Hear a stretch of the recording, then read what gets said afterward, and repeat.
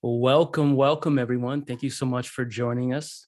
We're going to give it a quick second for folks to trickle in.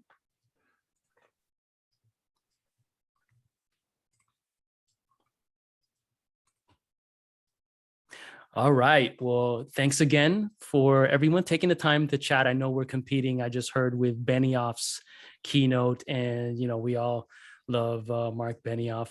But I think that you'll have a great time here today. This session is focused on how PLG is shaping the future of SaaS demos. I think most of us would argue that the demo is certainly not the entire sort of make it or break it moment, but it's definitely a critical point in the sales motion. We're going to give it a quick second for folks to trickle in here, maybe another like 2 minutes or so, but just some housekeeping sort of reminders. We have a chat here. So for you folks, go ahead and chat and collaborate with everyone. It's always a fun thing to see folks really getting into it on chat. And then I think my favorite feature is always the Q&A. So go ahead and click on that. If you don't know where it is, let us know, but you should see a Q&A button at the bottom. And what we'll do is at the end of this session, two things. We'll go through the questions, as many of those as we can before we have to wrap up. And then also we're going to continue the conversation in the PreSales Collective Slack channel. So we'll have more information about that. I should say Slack community within one of the channels. So that'll be a lot of fun. And then what city are you tuning in from? I am in Miami, Florida, where I'm from. No, I did not just come here 6 months ago, but I did in 2019 after I left the Bay Area. And it looks like it's a happening time here. So if you want to tune in from anywhere you can, of course, these days. And of course, I'm super excited. Like my toes are tingling here for these experts on this panel here. There's this discussion really digging into, of course, the topic that I'm most infatuated by these days, which is, of course, PLG, and then, of course, demos.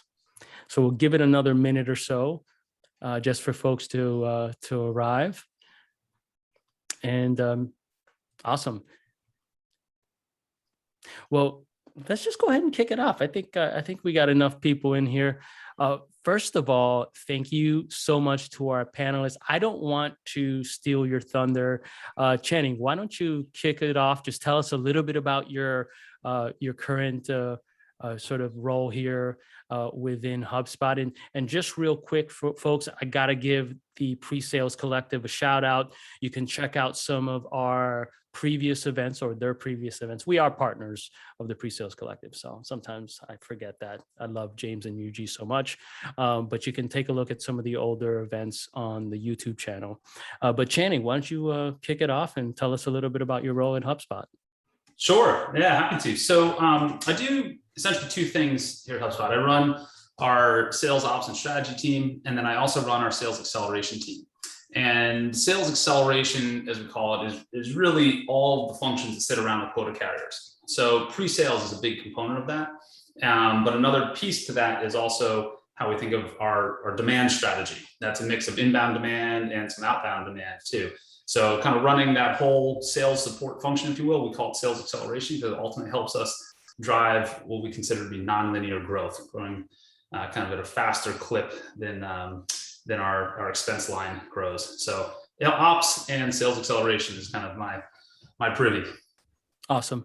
Kevin, it's great to finally do an event together. KD Dorsey, VP of Inside Sales at Patient Pop, but I seem to see you everywhere on social media and everyone's got you on as an expert. How are you? Why don't you tell folks a little bit about your background, unless they've been kind of like living under a rock or something? Man, if that many people know me, I should go under a rock. I am nothing special in this game here. Just doing my best as I go through. So I'm the VP of Inside Sales at Patient Pop. So I have an almost 100-person org that rolls to me there, the SDR org and the Inside Closing org, as well as the enablement org. So that's my squad there, and that's what I've been doing for the past about 3 years at Patient Pop and the last 12 years as a sales leader. Like, just love building teams. right? Taking things that are small or, in a weird spot and really making it repeatable, really making it something that can scale and build that strong foundation. So that's what I do at Patient Pop. And then I just try to share it as I go.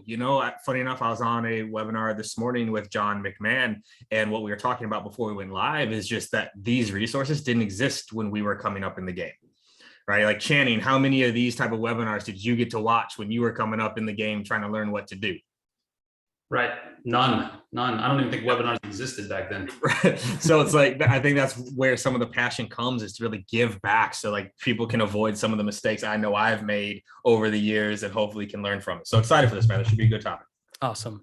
And just, real quick, we have a poll that we've launched. So take a look at that poll. You'll see it popping up here just to kind of give us an idea of the folks who are tuning in.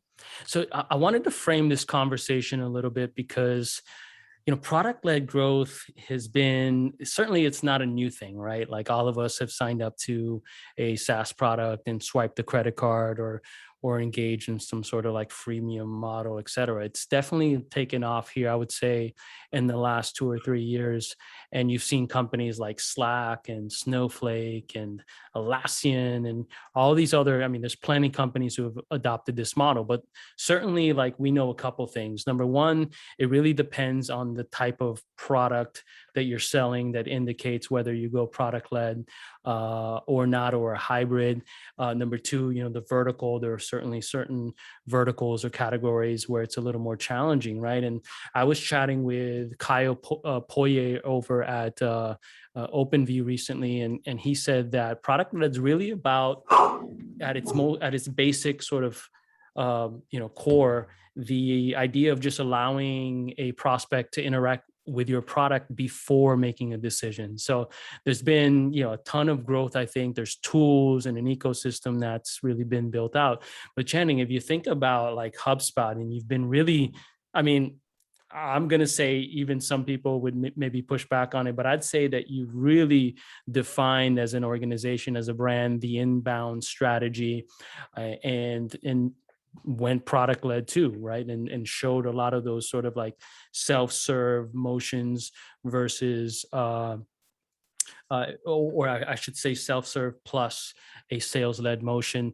If you're thinking about what it's like around melding that inbound marketing machine at HubSpot with a PLG strategy, what are some of the sort of takeaways or sort of points that you'd give folks out there around what you learned and what they maybe can start to adapt?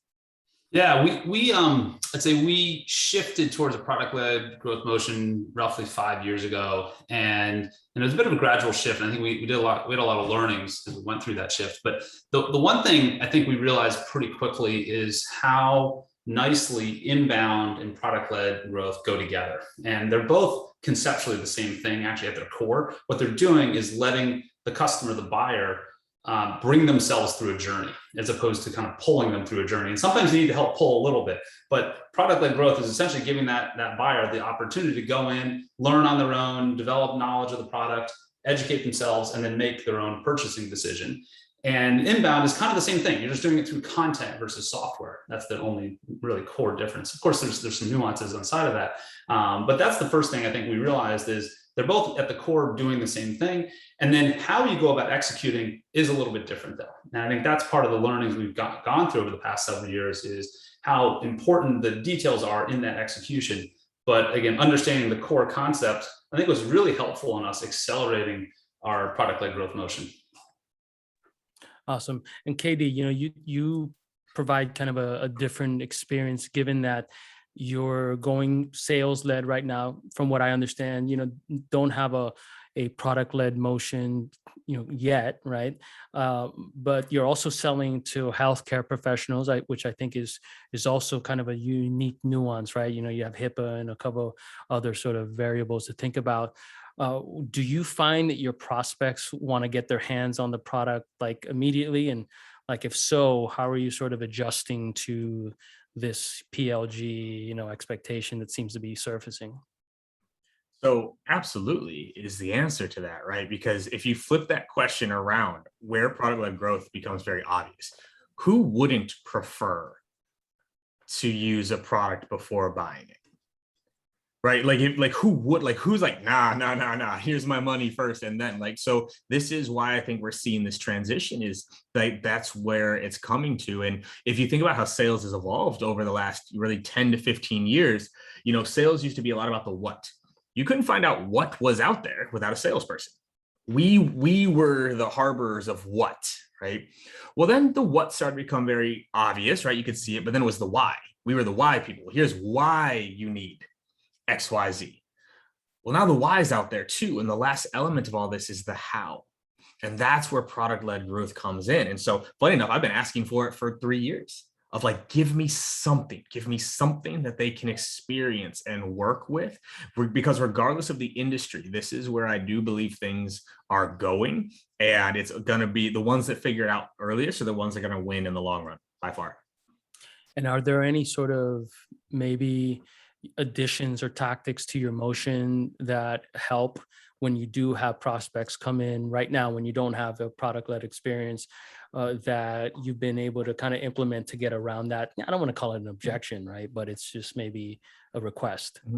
So what we're able to do at Patient Pop, and actually similar a little bit even with HubSpot, I believe, is like we're at least able to show them their world.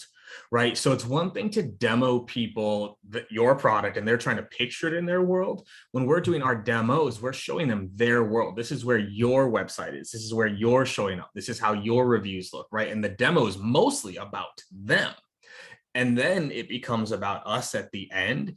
And so, as opposed to like product led, it's prospect led. Like it's all about them in the demo. And as much as we can make it about them in the prospecting as well, that helps make it a little bit more real because they can see it that way. Right. But there's all sorts of ways to do this in a demo as well, whether that's handing over control of the mouse, asking what we call like make them hold it questions. Can you get them to picture the usage of your product by asking great questions? So there's all sorts of things you can do in the demo to kind of, even if you don't have product led, to get them picturing using the product before they've had it.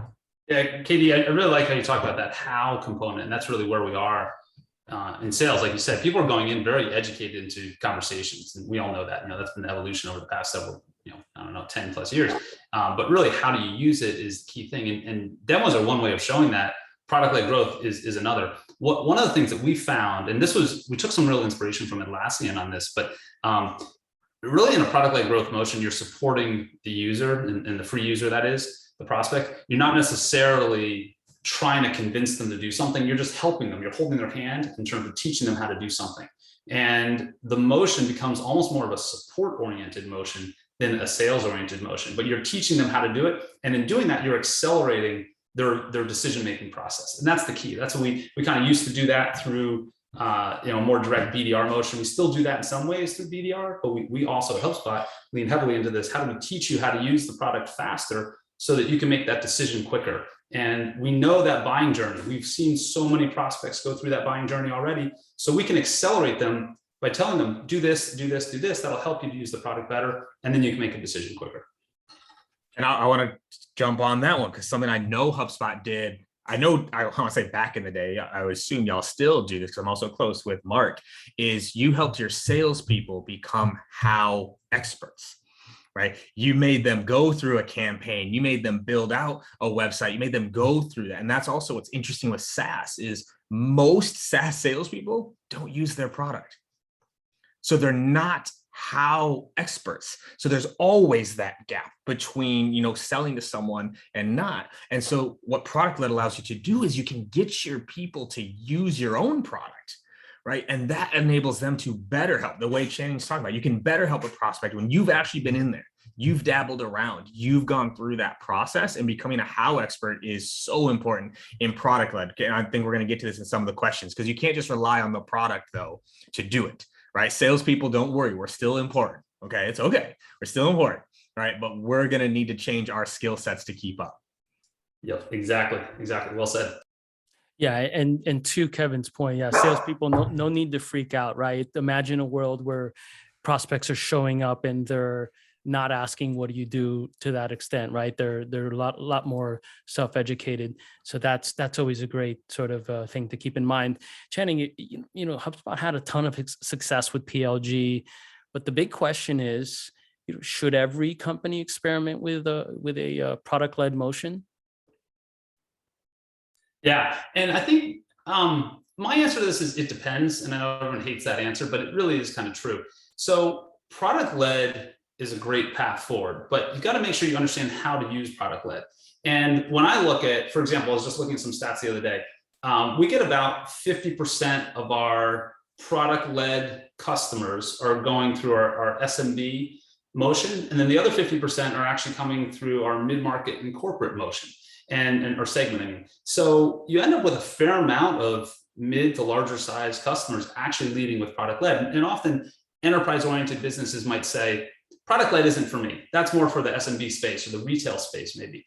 It's not really true, but you have to understand how to leverage a product-led motion effectively to make it, to monetize that. And you can get a whole bunch of free users in your enterprise space, but if you can't figure out how to monetize those free users, you're going nowhere. So that's why it does depend on how can you monetize effectively that product-led motion and convert those free users into ultimately being paid users, which is the ultimate end goal here. So I do think it depends. I think it's just being thoughtful of what's that motion you're leaning into. How do you want to then convert those free users most effectively? And it's a little different in the SMB space or the VSB space versus that enterprise space. The VSB or SMB space, you're going to be often talking to the decision maker. They're going to be the person trying out the product. Enterprise, it's going to be 5 layers below the decision maker who's maybe trying out the product. So it's just a slightly different motion, but both I think can work. Got it.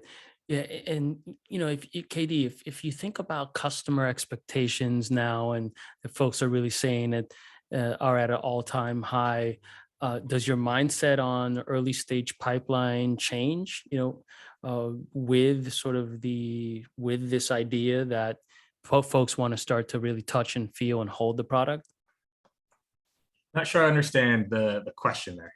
Yeah, I think that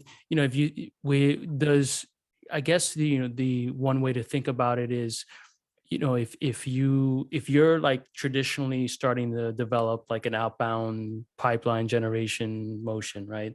And you're going and you're doing outbound and you're asking for calls as a call to action, does it change? Do you start to say, well, hey, here, kick the tires on the product first and then ask for the call? Or do you kind of, have a different sort of approach? So a little bit of what Shannon's saying, I think it depends, right? But the point of the call changes, right?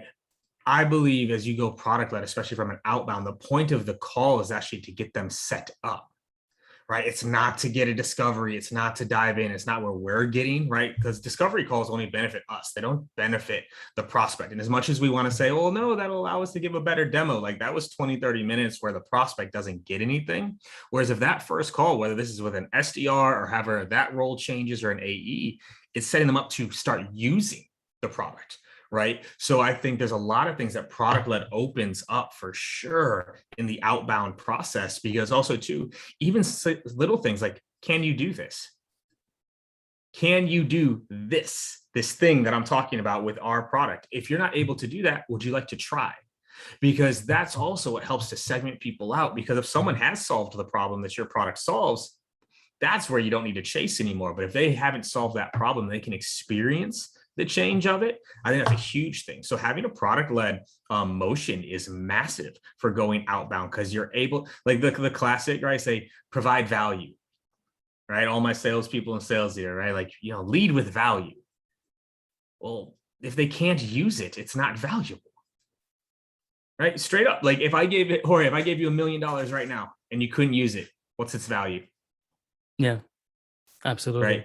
So that actually lets us lead with values. We can actually let them use something. And I think that just opens up so many more doors in the prospecting world to be able to get in with places, because they're getting something, not being asked for something.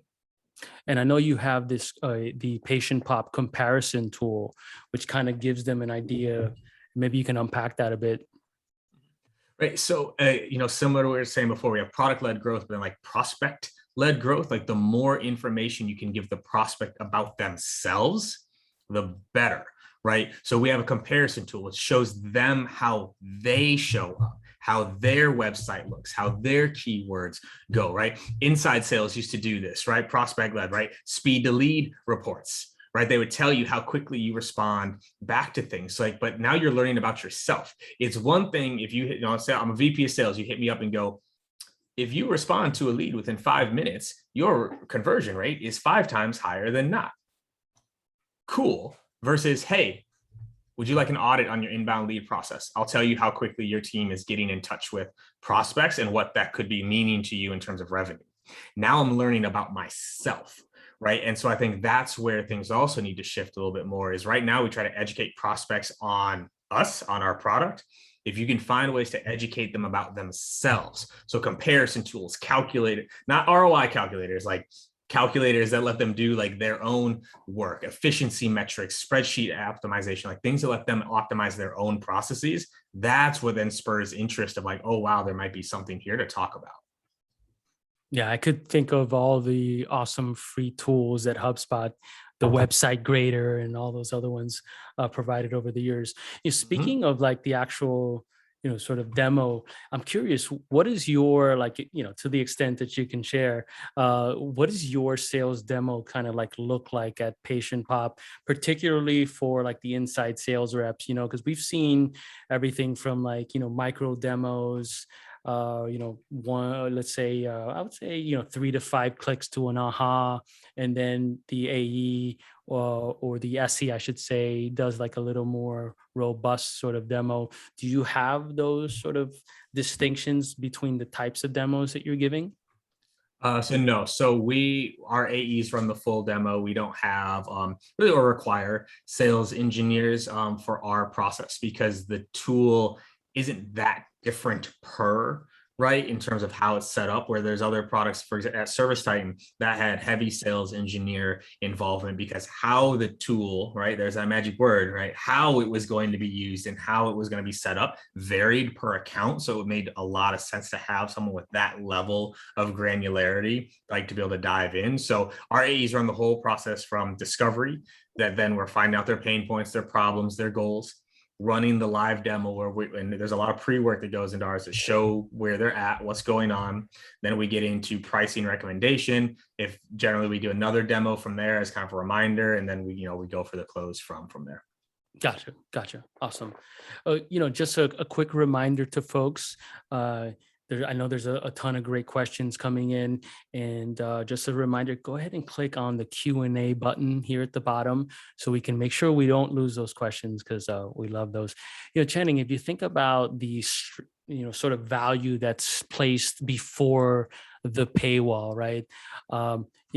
What is the actual like sales team, or how does the sales team start to interact with those MQLs that come in before the paywall?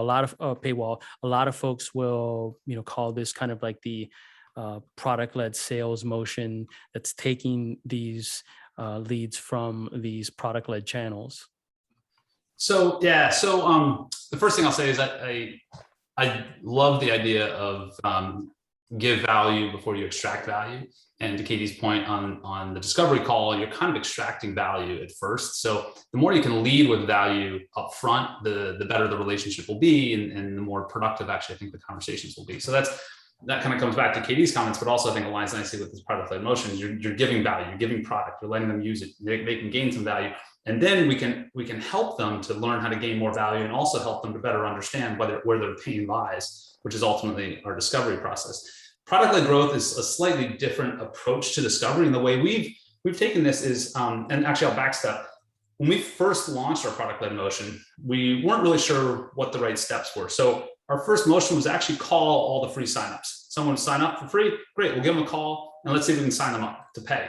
They didn't want to pay, they wanted a free product. There was a separate button they could click on our website if they wanted a demo or they wanted to talk to someone. They wanted to use a free product. So our calling effort was pointless, and it was kind of a waste of time. And it turned into our BDRs calling these free users and them asking technical questions that the BDRs couldn't answer. So the BDRs stopped calling because like, I don't actually know what I'm doing here. I can't help them. So that was our first aha. Oh man, we got to shift the motion to be a support oriented motion, not a call for, try to close business motion. So we shifted it to be a more reactive motion. And folks who go through our free product now, they sign up, they get this kind of automated onboarding experience. And then we'll pop up a chat to them saying, hey, how can I help you? And that's our first interaction, like human interaction. So often we get a lot of response on that chat, and they want to learn how to use the product, and we'll help them how to use the product. And we got some bots that automate some answers for us there. But what we're trying to do is drive towards create more value quickly. And the first thing we find is that our free users, when they invite another free user from their company in, their propensity to buy goes up by 3.5x. So that's the first thing our chat folks will do, is help them to say, hey, why don't you invite someone else? Here's how you can get value, by the way, when you invite a colleague in. And so now we know also this user all of a sudden become more valuable to us because the propensity to buy increased. And we have a couple other key moments like that we try to get them to do a few other things. And they're liking this because they can use the product more effectively this way. What we're doing also is we're quietly understanding where their pain points are and helping solve them, moving them through a motion that ultimately leads to buy. So it's the shift is interesting because, again, we're moving down this path of support, and teach them the how, and then they can self-proclaim they're ready to buy, albeit behind the scenes, we've actually been kind of coaching them and guiding them in this direction. The next thing we do on top of that, by the way, is we're not encouraging them to buy something really big and chunky. Buy just a little bit, dip your toe in, and then we'll go in and add more value and get them to upsell, buy more. So, and that's obviously all leading with this, how do we help you type motion. So that's been the journey for us, is we realize you really have to lead with the how do we help you approach, as opposed to, hey, buy now. Yeah, our good friend Doug Landis over at Emergence Capital talked about what he believes is the future of the SDR. I think that sort of transitions to the AEs, et cetera, is the product specialist. Yep. And not the, someone who's just trying to get you on a call. There's this talk about PQLs and using the data to further qualify the prospect. Any sort of frameworks or any advice that you've been able to see as you've been setting this up from an operations perspective? Yeah, I mean, one thing that I find really interesting is as we move around, we work closely with our product team. We have a product-led growth team that sits in product, so we work closely with them. As we move around the placement of those PQL opportunities, as we change the gates, we have kind of usage gates and thresholds. There's a lot of levers you can pull, and we're constantly playing with those levers to better understand what optimizes for that free experience, but also optimizes for the conversion. And again, it's simple placement of the PQL on the screen actually has a pretty big impact. We found when we moved it from behind, there was at one point we had it kind of hidden behind it to click somewhere, and then you could PQL, bring it to kind of more front and center on the main page, and then increasing the slight size of that button to chat now, or that button to request a meeting with a sales rep. Those sorts of small movements actually have a pretty significant impact we're finding, especially when you kind of start thinking volumes that HubSpot deals with. But even if you narrow that down to smaller volumes, it still can have a nice impact. So that's probably the one thing I did notice is small changes can actually make a difference. Awesome. And then, I guess there would be some sort of trigger in the CRM that says, hey, sales rep, this is the time to, it's sort of the handoff, right? The handoff happening from an automated perspective. Here's the time and here's why. So we can see what they've done. And so understanding that kind of usage is helpful. So when we see what they've done, we give those free users the ability to chat now or to book a demo, book a meeting. Usually it's not book a demo. So when we book the demo, the sales rep then, because we'll get the sales rep's calendar, they'll book a time slot in the sales rep calendar, and then the sales rep has that meeting scheduled tomorrow and the next day. The sales rep will go in ahead of that meeting and understand what's going on. Here's what they're using. Look at the chat transcript. Here's how they've engaged so far with our chat team. And now they've got a rather holistic picture of what's going on. And that chat team acts like a mini pre-sales team. That's what I love about it, because they know the product well. So they're directing them around the product, and they're helping coach them on how to use it in relation to the tech stack they have or in relation to the problems that they have. So there's some of that discovery that's already done. And that chat transcript, because usually a lot of these free users are chatting with us, that's how they want to engage, gives us a lot more insight when we go into that meeting where the free user is now saying, hey, I'm ready to talk to a salesperson because I might want to buy, but I've got a couple of follow-up questions. And they're much further along in the journey, both the sales rep and the free user, than if you were to just book a cold discovery call. I love that. The idea that these chat reps are kind of like a pre-sales team, right? That's awesome. Uh, KD, if you think about the criteria, whether it's quantitative or qualitative or both, that Patient Pop uses to identify what accounts to reach out to, anything that comes to mind, any tips that you give sales leaders out there around, a particular tactic or strategy? So there's things that I think are unique to Patient Pop that we can do that not a lot of people can. Similar to what I was saying in the beginning, like this is the only time in my career, and probably the only time in my career, that I'll have an opportunity where I know someone has a problem before I reach out to them, and I can show it. I can show it. I can literally record a video of me saying best dentist Orange County and show that you're not showing up for that. Right? Or I can show like, hey, like I've called this many times, I've never heard or gotten a call back, or no one ever answers. You could be losing out to people that are calling doctors looking for advice, right? And so there's things that we can do because we know like where those problems lie. But from general sales, right, especially, going outbound, it's like, it's really the size of the problem. Right. I'm not a firm believer in like, some of like the frameworks around qualification especially around outbound, because it's like, you need to find the people that actually deal with the problems that you solve. Right. So asking those types of questions, right. Saying, hey, do you even deal with this? Is this even a struggle for you? Right. How have you solved this? Right. Those are things that people are more likely to engage with than just like, hey, we have a groundbreaking, innovative 3x times ROI producing software product. Can I get 20 minutes of your time? Right. So I think that's one. Simple things too, though, this might be like basic and everyone might groan when they hear it, but it's not really happening, is like actually personalizing the messaging. And imagine how much personalization Channing's team can do when they know how they've been using the product. Right? Like, again, now the personalization is actually about them, right? It's about them, not just about their persona, but like actually using some good personalization to the people you're reaching out to. As much as you think everybody's doing it, nobody's doing it still. I'd be curious, Channing, I'm sure you hit up all the time. How often is the messaging actually personalized? Like actually, like I was about to chime in on that, Katie, because I love what you're saying. And I whenever I get a good one, I send it over to my team. Right. And it's pretty infrequent. I mean, it's really infrequent, but man, those good ones I respond to. And I, first of all, I give them props for a good outreach. And then, I'll hear a little bit about what they have, but yeah, it's not too often. Right. So like everyone listening, hear that. Okay. As much as you think like, oh, personalization, you don't even have to personalize at scale, just personalize, right? You got 2 VPs on here that get hit up hundreds of times per month and it's rarely personalized. That alone is there. But the last point, back to the how experts, you need to understand the problems of your prospect better. You need to be able to understand their language. And if you don't really, there was a question here around the how, go talk to 30 customers, right? Because also salespeople never talk to customers. It's really funny. Who do we talk to? We talk to prospects. We never talk to customers. Go talk. You want your scripting to get better, your emails to get better, your demo to get better? Go talk to 30 customers. Ask them why they bought, what problem they were trying to solve, what they were afraid of before buying, what their favorite feature of the product is, how they would describe what you do to another person, and what's changed the most since they've bought. Go ask 30 customers those 6 questions. Everything will improve from that. Everything will improve. Eddie, question.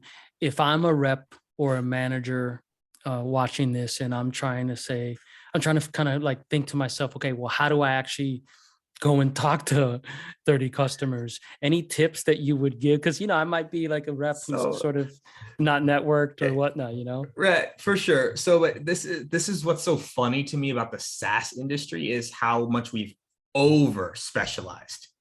There should not be friction between a salesperson getting to talk to customers. But I hear it because it's what people ask, like, how do I do that? Well, you either go to CS and say, hey, I'd like to speak to 30 customers, or you go into your CRM and you call 30 customers. It's weird to me. It's funny that it's almost always the first response, and that shouldn't be there. And that should be a signal even internally to a company. If there's friction between sales being able to speak to customers, you need to solve that problem. Katie, I got a good story for you. I was chatting with one of our small business reps. This was pre-COVID. So I don't know, 2 years ago, I guess at this point. time flies, can't tell. But I was chatting with this guy, and he was one of the top sales reps, and he was relatively new, and he was doing a really good job at selling into our customers. And the way we have it set up is, we do a lot of selling into new business, but the sales reps also can sell to current customers. But they do that really reactively. It's kind of like, let's see what happens, especially in small business. They're not out there proactively calling. So I said, I see you're the top sales rep, and you're doing a lot of customer selling on top of that. You're the top customer selling rep in small business. What's going on? What are you doing? He said, all I do is I call my customers 90 days after they sign up. I call every single one of them.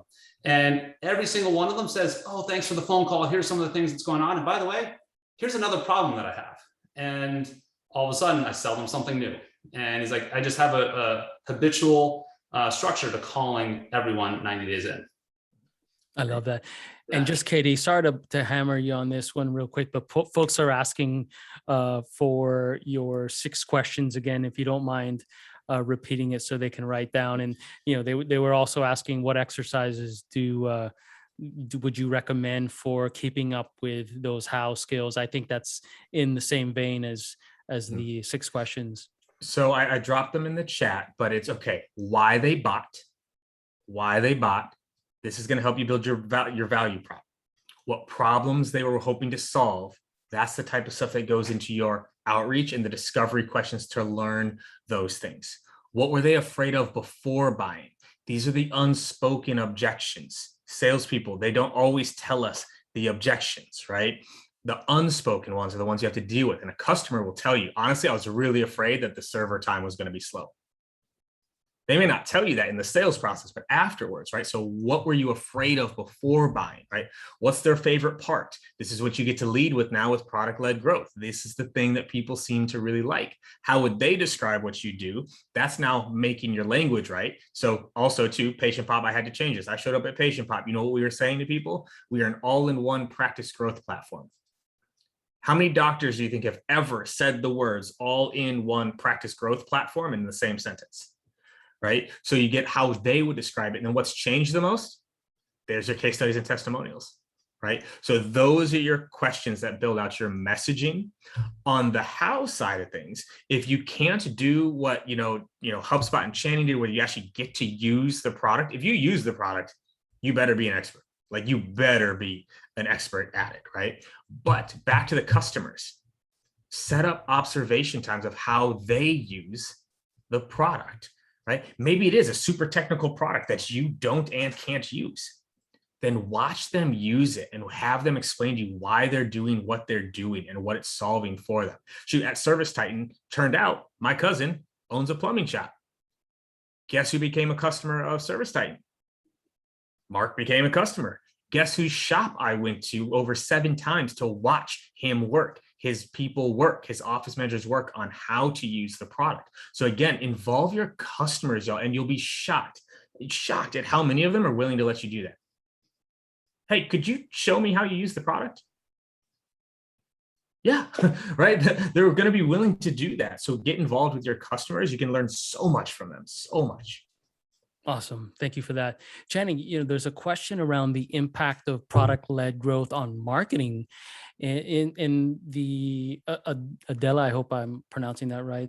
Adela asks, any best practices around, really integrating product-led channels with the rest of your marketing stack, and how do you start to there was another question in that question about how to build your marketing stack from day one. I think the context is probably with PLG motions baked in. Yeah. I mean, when we think about product-led growth at HubSpot, it's really a 3-legged stool. It's a mix of the product team, it's a mix of the marketing team, and then it's a mix of my team. And the marketing team is really critical here because there's definitely a lot of automation that we do around product-led growth. There's automated emails that we send out. There's when they first sign on, just to help encourage and teach them how to use things. There's follow-up automation that we'll send 30 days, after they've started using, or even I think a week after they started using, just to check in and see how they're doing. So there's a level of automation there. There's also, from a support standpoint, again, we offer chat support to all of our free users, and that's my team that ultimately handles that, our inbound success coaches, who are, again, driving these free users through kind of a learning process to ultimately buy. but we have a bot we've built up to help support that. So chat starts with a bot. We get a lot of engagement with the bot actually, and a lot of very good feedback from our free users, because we do run an NPS survey against those free users against the bot, and a lot of really positive feedback on that. So marketing actually owns that bot and that bot experience, and then my team handles the human-led effort on top of that. So it definitely is in conjunction with marketing. Of course, we leverage HubSpot for all this. We use a lot of our workflows and automation within HubSpot from a technical standpoint, but it is a close partnership there. Awesome. And KD, anything that surfaces for you around, maybe I think probably more like sales and marketing alignment? I want to touch on the marketing side of it real quick, just so people understand. Product-led growth doesn't mean free trial. So before, because that's where you see some companies trying to do it, where they're like, oh, and that's how marketing does it. Marketing is like, hey, free trial. We're doing it, y'all. We did it. Product-led growth, free trial. And then that's where it ends. What marketing's job now to become is, again, educating through that process, right? And it doesn't stop with the free trial. How are you actually getting them to use the product? How are you guiding them to use the right pieces in that free trial? Because a free trial or product-led, if they don't get in, right? And I saw him come off mute. He's gonna jump on this one because it's so important. Okay, just because I got the free version, if I don't know what the hell I'm doing, that's no better than nothing. So Channing, educate them on this. I know I saw you light up. I'm like, here we go. Yeah, and I'll bring this. So again, I got my leg and I got two legs. I got one leg in sales ops, one leg in sales acceleration. I'll go to my ops leg for a second. It's all about the metrics, and marketing has goals, and those goals are all about how many signups can we get. That's what marketing ultimately is going to own on the product-led motion. So marketing's job to get those signups is get creative on how you can draw people into that free motion. I mean, one of the things that I'll give a lot of props to our marketing team on, they were thinking out of the box, is we acquired The Hustle, and it's a great podcasting business. I mean, I frankly, it's my favorite podcast even before we acquired them, but they've got just some great readership, viewership, listenership that way. And we drive a lot of signups. So once you get those signups in the door, then there's some automation we put on top of that. And then product kind of owns that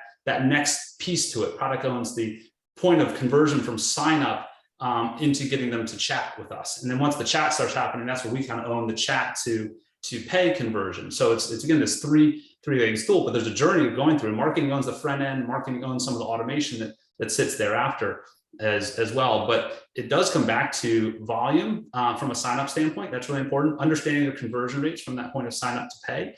And I fully agree with Katie's comments. A free trial is not product led. That's dabbling in product led, but the really product led is you're giving them a free product, and then your job is to convert that pool of free users into a river that moves into paying. That's how we often think about it. We've got this pool of free users. We want to get as many of them going into that river, and that river turns into a pay conversion.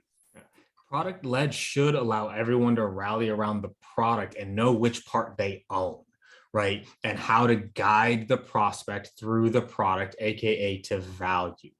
And everyone needs to know which part of that journey they own, right? Because my fear with product led a little bit is it's going to turn into the new ABM, right? ABM was all the craze for the longest time, but all it became was spammed messaging to an account.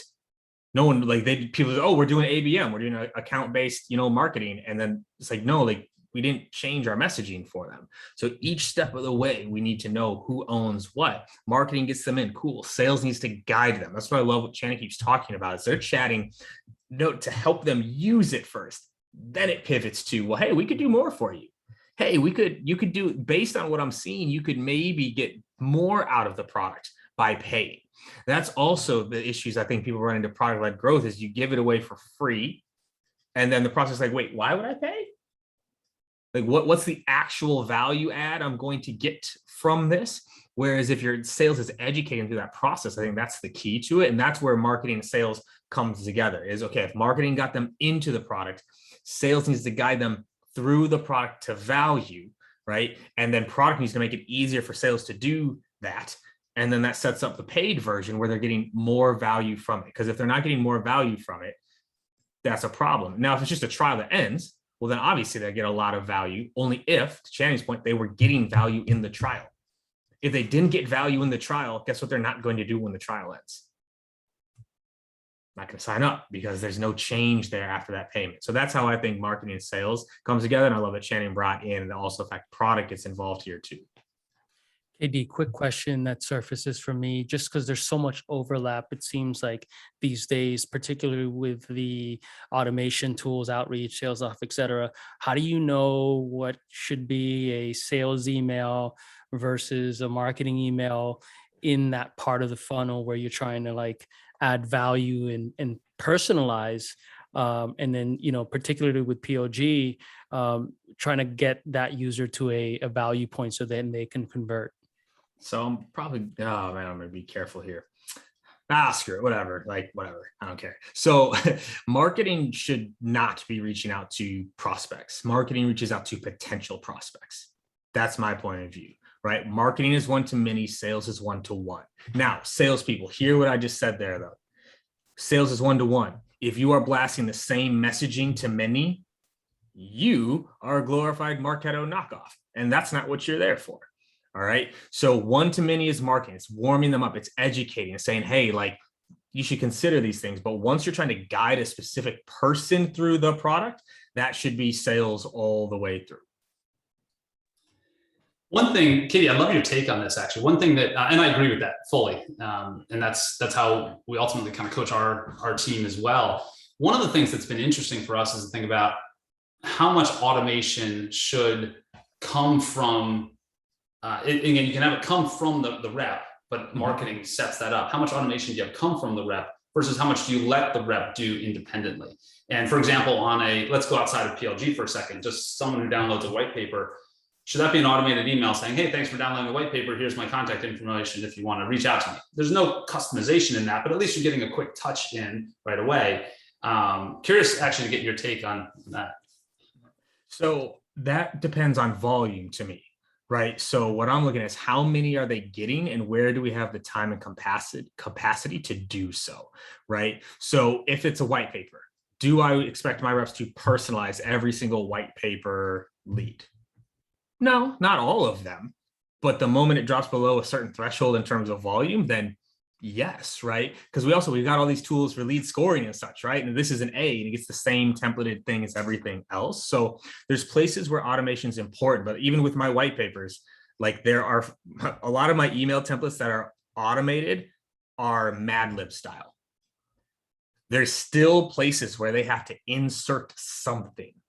And then that's what triggers the email to go out, right? So we still have the speed to lead, like quick email, like, hey, you just downloaded this, like, be sure. And also too, we love to educate. You know this, man, right? How often do they actually read the white paper? Limited. Right. So we try to educate within it. Hey, saw you downloaded this. Did you catch this excerpt? Right. Did you catch this? Like, this is one of like our favorite parts or whatever else, like to warm them up to it. But then we do use that as the pivot of like inbound to outbound motion. I think gets slept on all the time because they inbounded. What could you, if you were now to go outbound after them, how would you, right? And using some of that language there. Yeah, makes sense. Awesome. Well, we have another question here, and I know we're running up on time, but the anonymous attendee asks, well, the beginning is, the traditional enterprise sales motion is typically a top-down selling motion, whereas product-led growth tends to be bottom-up selling motion. I'm curious how the presenters view these different motions, and more importantly, what do you not do with PLG when, let's say, for example, you're going after a C-suite? So I'll chime in quick. So I'd say one of the things that's important is to think about segmentation. Who's your target market? And when you're leading with, when you have a product-led motion, when you're targeting that SMB space, you're often going to engage much closer to the decision maker. Either the decision maker is using the product as part of this freemium experience, or someone very close to the decision maker maybe is using the product. When you start going up market into enterprise, as I was mentioning earlier, you're usually multiple steps away from that decision maker. You're kind of going that bottoms up route. So I think that's the first thing, is how small businesses are you going after? And that does dictate a little bit how you think about it. So let's talk enterprise for a second, because I think that's where they were going. When we look at that enterprise approach, you have the end users who are your freemium users. Your product-led motion is ultimately targeting those end users, most likely. So, and I think that's the right play, by the way, as well. However, how you engage with them is going to be a little different. You're still going to want to engage with them from a bottom-up standpoint to get them to see the value and understand why they like the product. Then you're also going to, at some point, need to come in over the top to the C-suite. You need that decision maker involved. And that's, of course, where sales gets really critical. And to Katie's comments, I think earlier in our conversation, product-led does not get rid of sales. In fact, it just helps accelerate sales. But you still need that sales rep to come in and figure out how to engage with the C-suite, bring the right decision makers together.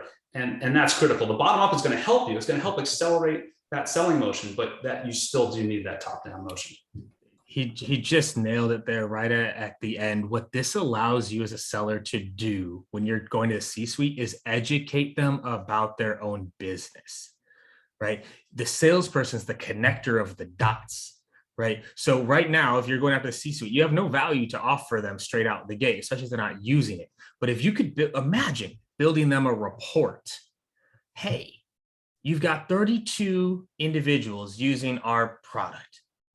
We've had 10 conversations with them based off their usage. They're saving X amount of Z time per month on XYZ, which probably has this sort of business impact. Doug Landy, sorry to drop my boy. He's always talking about this. What's the business impact of this, right? Like, what's the impact of this product being used by your people? Now, again, you're back to product-led, which leads to prospect-led, where you can help educate me on me, right? Imagine going after me or going after Channing and saying, hey, here's a report about how your team and how much time they're spending on this, or how much steps they're taking here, and how this is working, and what you can do to optimize that, and then connecting the dots. What's the business impact of that, right? So I think that's like the enterprise play. If you get people at the bottom, and I'm a huge believer of bottoms up, huge, because they are using it. That's where you can learn the most to then have a better conversation with the C-suite. Because if you don't know anything about their company and their business and their process, you haven't even, personally, I don't feel you've earned the right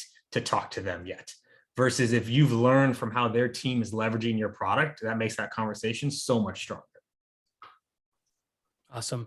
We got about 3 minutes here, but just one question that Chris Hoffman posted. If your company has a free product offering, how are you able to differentiate the difference between the free access and a sales-led trial? Yeah, again, maybe I'll chime in. I think really important in product-led motion is your product and pricing and packaging, really. And so as you think about the product-led growth motion, you have to be very thoughtful of the paywall. And thus it's kind of product and packaging, pricing and packaging, I mean. So where, to answer that question directly, be conscious of the decisions you make around the paywall and experiment a little bit and push yourself and push things down into that free. But of course, when you begin to push things down in free, acknowledge what might be getting lost. So there's not a clear answer here, but I think the most important thing is have a team that's thinking about pricing and packaging when you have a product-led growth motion, because it's extremely important to understand the paywalls and how you want to determine those. Those could be usage-based paywalls. Those could be functionality-based paywalls. But you have to be very clear on what those are and continually look very closely at those. The thing I'll tack onto that is your pre-sales team is going to be very helpful in understanding that. Your pre-sales team, because they understand the product extremely well, they understand where the value is gained from the customers. So leverage the pre-sales team as well in making those sorts of determinations. Cool. Awesome. Well, thank you so much, Katie and Channing, for today, for bestowing your knowledge. Just for the folks out there, we're going to be launching a poll. So just take a quick second to let us know how we did today, how we could get better. Shout out again to the PreSales Collective. We're going to take this conversation and bring it over to the Slack community. So there'll be more information posted inside the community around where we can particularly continue the discussions around PLG and for example, this free access versus the sales-led trial piece, just because, there are a lot of moving parts there, right? So there's, a lot of it that's contingent upon your product and your price points and a lot of different things there. So you'll see, folks, out that there are some upcoming events as well coming up pretty soon. The 28th, 29th, and October 19th for the PreSales Collective. And go ahead and connect with our experts here on LinkedIn. I'm guessing Katie and Channing, probably the best channels to reach you. Yep, I'll Awesome. just throw this out here though. It has to be a follow, not a connect. I'm at that stupid limit, so I actually can't even accept more connections right now. So click the follow button. That's all. Awesome. Well, Katie, Channing, thank you so much again. And for everyone, see you in the PreSales Collective or PSC community Slack channel, and have a wonderful day, everyone. There you go. Yeah.